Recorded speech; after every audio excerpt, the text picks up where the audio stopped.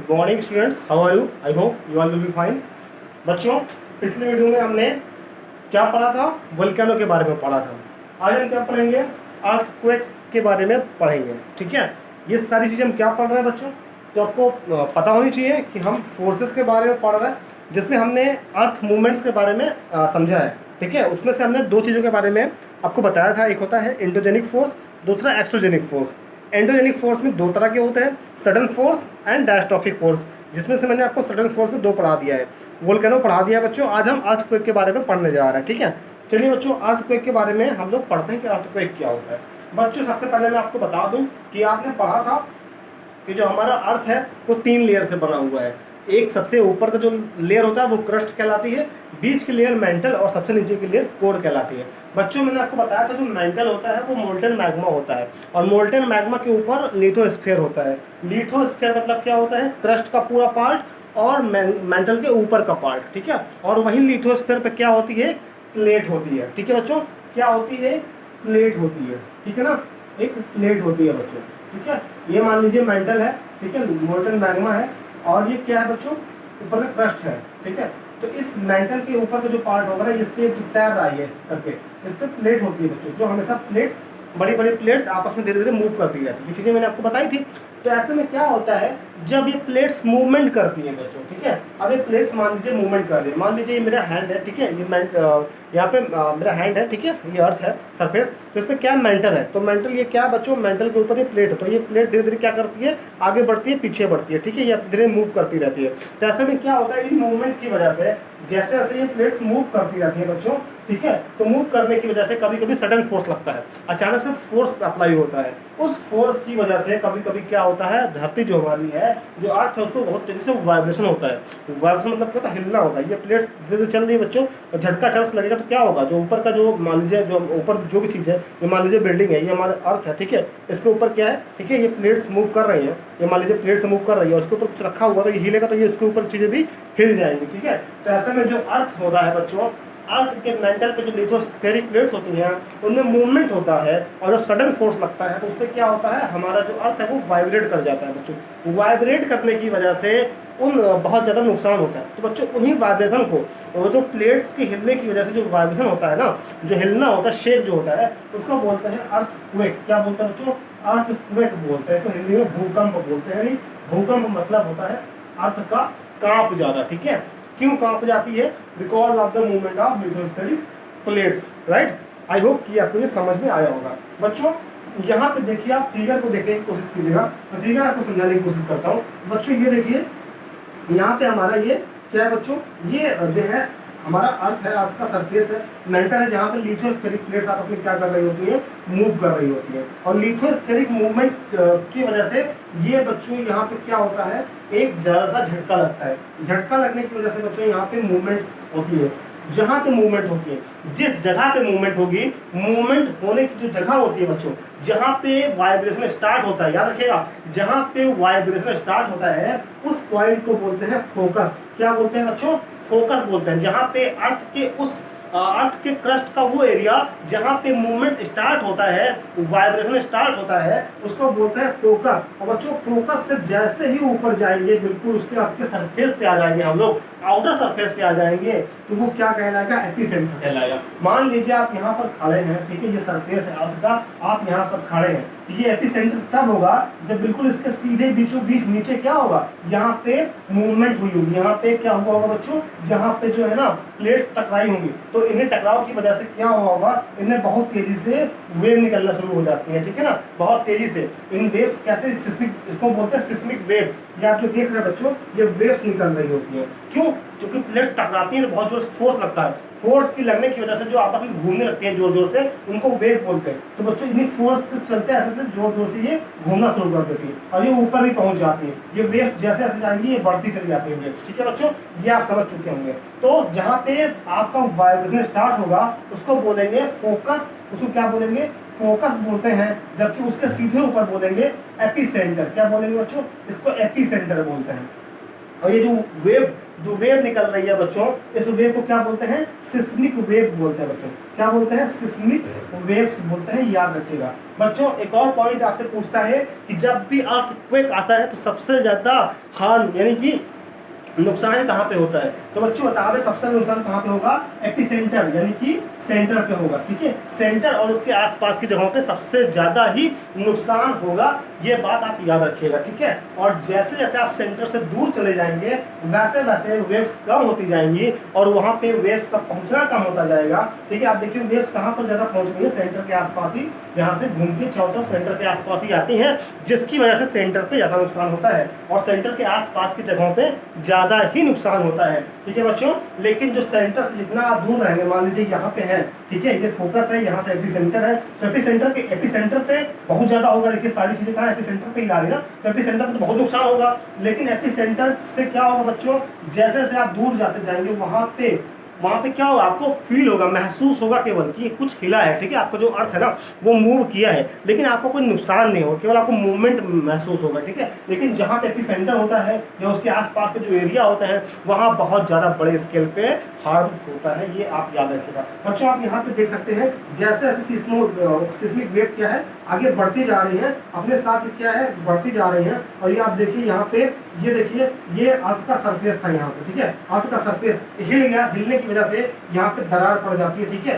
दरार, ये वाला जो अर्थ का सरफेस था ये अलग हो गया, ये वाला अर्थ का सरफेस बच्चों अलग हो गया और बीच में दरार पड़ गई। इसी वजह से जो ऊपर बिल्डिंग वगैरह होती है वो गिर जाती है दरार पड़ने की वजह से, ठीक है बच्चों। तो आई होप कि आपने अर्थक्वेक के बारे में अच्छे से पढ़ लिया। अब बच्चों यहाँ पे आपकी बुक में फिगर दिया गया है, इस फिगर को आप जरूर ड्रॉ करेंगे। इसमें एक और चीज दी गई है बच्चों, यहाँ पर आप देख सकते हैं, यहाँ पर एक और चीज बताई गई है। इसमें बताई गई है कि there are 3 types of earthquakes. की अर्थक्वेक 3 तरह की होती हैं। देखिए बच्चों, पी वेव्स ऑफ, यहाँ पे दिया लॉन्गिट्यूशनल वेव्स, ठीक है। पी वेव्स, एस वेव्स और एल वेव्स, इनके बारे में बोल रहा है कि आप इनको साइड एनसाइक्लोपीडिया से आप पता करिएगा इनके बारे में, यानी कि गूगल करके इनको पता कीजिएगा कि ये कहाँ पे हैं, कैसे पाए जाते हैं, इनके बारे में, ठीक है बच्चों। आगे चलिए बढ़ते हैं हम लोग और जानते हैं अर्थक्वेक से रिलेटेड कुछ और बातें।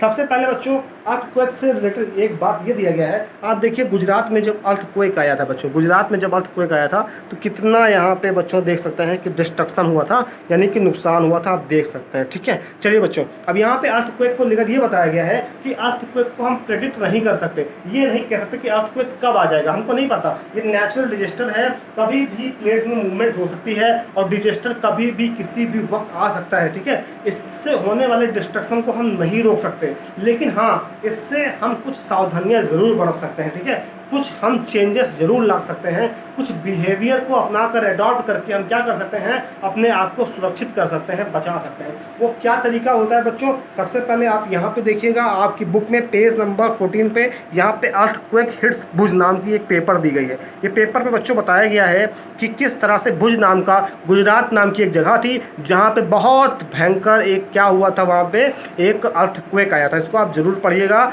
और इस पूरी चीज़ को पढ़ने के बाद आप मालूम कर पाएंगे कैसे क्या यहाँ पर हुआ था, ठीक है बच्चों। किससे क्या डिस्ट्रक्शन हुआ था, क्या क्या नुकसान हुए थे, कितने बड़े लेवल पर नुकसान हुए थे, ठीक है, और कितना ज़्यादा इससे क्या क्या फायर लग गई थी, क्या क्या चीज़ें हुई थी। तो आपको ये मालूम चलेगा कि how dangerous a earthquake can be, ठीक है। एक अर्थक्वेक कितना डेंजरस हो सकता है ये आपको इससे एक अंदाजा मिल जाएगा, ठीक है बच्चों। चलिए अब बच्चों यहाँ पे कह रहा है चूँकि हम अर्थक्वेक को नहीं प्रेडिक्ट कर सकते कब आएगा, लेकिन इससे कुछ सावधानियां जरूर बरती जा सकती हैं। उन सावधानियां क्या क्या हैं, जिनको हम बोलते हैं अर्थक्वेक प्रिपेयर्डनेस, ठीक है। अर्थक्वेक प्रिपेयर्डनेस, इसको बोलते हैं अर्थक्वेक प्रिपेयर्डनेस, अर्थक्वेक प्रिपेयर्डनेस।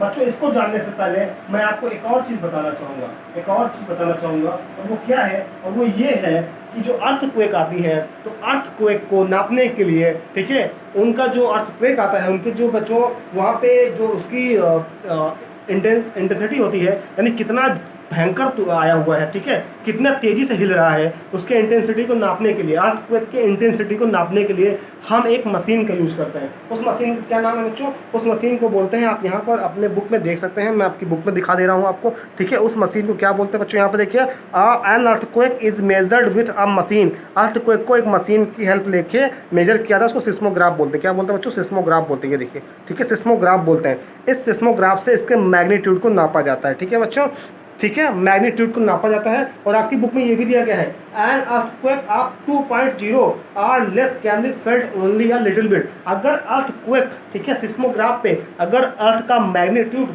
2.0 है, 2.0 या उससे बच्चों लेस है, तो ये क्या होगा? बहुत हल्का सा आपको महसूस होगा, ठीक है। 2.0 है या उससे कम है, अगर अर्थ का, आपने देखा होगा टीवी वगैरह पे जब भी अर्थक्वेक की न्यूज आती है तो उस पर दिया रहता है कि अर्थक्वेक जो था उसका स्केल 2.0, 7.0 ऐसा था, ठीक है। तो बच्चों जब भी 2.0 या उससे कम होगा तो अर्थक्वेक बहुत मामूली सा होगा, बहुत छोटा अर्थक्वेक होगा। लेकिन बच्चों अगर वही अर्थक्वेक जब 5.0 से ऊपर जाता है, ठीक है, 5.0 से ऊपर जाएगा तो बच्चों ये क्या होगा? ठीक है बच्चों, ये क्या होगा? ये बहुत ज्यादा भयंकर रूप ले लेगा, ठीक है, बहुत ज्यादा भयंकर रूप ले लेगा। याद रखिएगा, अगर 5 से ऊपर जाता है तो बहुत ज़्यादा ही खतरनाक डैमेज हो जाता है। और बच्चों याद रखिएगा, अगर 7.0 का आता है, अगर 7.0 का आता है तो इसको माना जाता है कि ये बहुत ज़्यादा विशाल यानी कि भयंकर अपने साथ तबाही लेकर आता है, ठीक है। तो 2.0 सबसे कम होगा, 5.0 मॉडरेट होता है, खतरनाक होता है, जबकि 7.0 बहुत ज़्यादा डेंजरस होता है, ठीक है।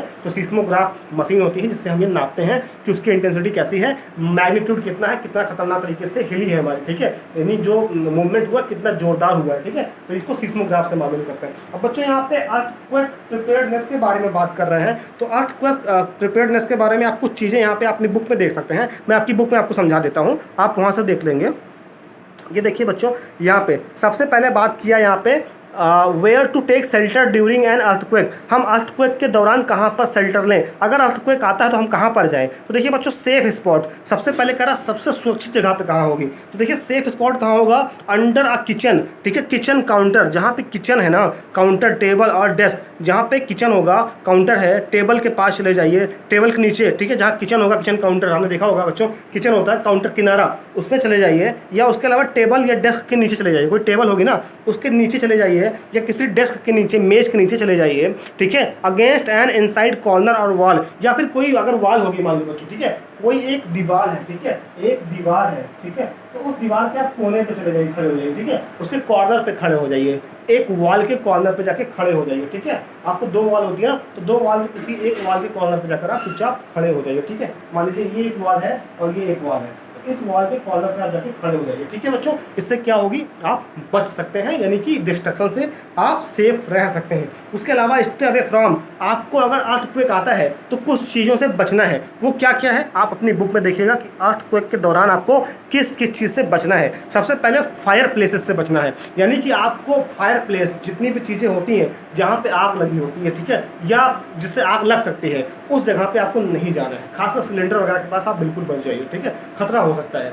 और उसके अलावा बच्चों, जैसे जहाँ पे खाना ना बनाया जाता है वहाँ भी मत जाइए, या फिर जहाँ पे आग वगैरह लगती है वहाँ तो बिल्कुल जाइए ही नहीं। उसके अलावा बच्चों, एरियाज अराउंड चिमनीज, जहाँ पे धुआं वगैरह निकल, चिमनीज जहाँ पे होती है, ठीक है, भट्टा वगैरह जहाँ होता है, वहाँ भी बिल्कुल नहीं जाना है आपको। उसके अलावा window that shatter including mirrors and picture frame, ठीक है बच्चों, और उसके अलावा आप विंडो वगैरह से भी दूर रहिएगा, ठीक है। चलिए, जहाँ पे मिरर वगैरह, जो भी मिरर है, पिक्चर फ्रेम वगैरह है, जो टूट जाती है, चिटक जाती है, उनसे भी दूर रहिएगा, वरना भी वो आपकी आंखों में लग सकते हैं या आपके बॉडी पार्ट को डैमेज कर सकते हैं टूटने के बाद, ठीक है। तो वहाँ से भी आप दूर रहिएगा, यानी कि आप ग्लासेस से दूर रहेंगे, विंडो है, ग्लास है, विंडो फ्रेम है, इन सब चीज़ों से आप बहुत दूर रहेंगे, फायर प्लेस वाले जगहों से दूर रहेंगे। फिर कह रहा है बी प्रिपेयर्ड, थर्ड पॉइंट है आपका बी प्रिपेयर्ड। देखिए, अब बी प्रिपेयर्ड मतलब क्या है? Spread awareness amongst your friend, अपने दोस्तों के पास और अपने जो भी आपके जान पहचान वाले हैं उनको बताइए, अर्थक्वेक से के बारे में बताइए कि ये कितना डेंजरस हो सकता है और उससे हमें बचकर रहने की कितनी ज़रूरत है, ठीक है। तो ये जितना आप लोगों को समझाएंगे, बताएंगे, उतना लोग जागरूक होंगे और इसके बारे में अवेयर होंगे, ठीक है। उनको नहीं पता कि क्या चीज़ होती है और अभी भी बहुत लोग इसको सुपरस्टिशन, अंधविश्वास मानते हैं, ठीक है। तो इनको दूर करिए, बोलिए साइंस से पूरी तरह से, और आपको इससे बच के रहना है, ठीक है। आप जितना हो सके अर्थक्वेक पे इन चीज़ों को अडॉप्ट कीजिए। कीजिए, ठीक है, सेफ स्पॉट पे जाइए, जो सेफ स्पॉट बताया गया है, उसके अलावा इन चीज़ों से दूर रहिए और लोगों को जागरूक कीजिए, बताइए, ठीक है बच्चों। सो आज की वीडियो में बच्चों इतना ही है, ठीक है। नेक्स्ट वीडियो में हम जानेंगे लैंड स्लाइड्स के बारे में, ठीक है, लैंड स्लाइड्स क्या होती हैं, लैंड फॉर्म्स के बारे में हम समझेंगे और जानेंगे, ठीक है बच्चों। चलिए आज के लिए इतना ही है बच्चों। आप लोग होमवर्क ये है कि आपका जो फिगर दिया गया है, ये फिगर जो आपका दिया गया है, इसको आपको ड्रॉ कर लेना है, इस पर चीज़ें इसके बारे में ड्रॉ कर लेनी है बच्चों। उसके अलावा ये आप लोग ये पढ़िएगा जरूर, इससे आपको बहुत कुछ जानने को मिलेगा, ठीक है। चलिए तो बच्चों आज के लिए इतना ही। Have a good day at, thank you so much. और एक और चीज़ है बच्चों कि आप लोग कल डाउट क्लास में जरूर ज्वाइन कीजिएगा, बहुत सारे बच्चे ज्वाइन नहीं करते हैं, सभी को डाउट क्लास जरूर ज्वाइन करनी है। Okay, alright, okay, thank you.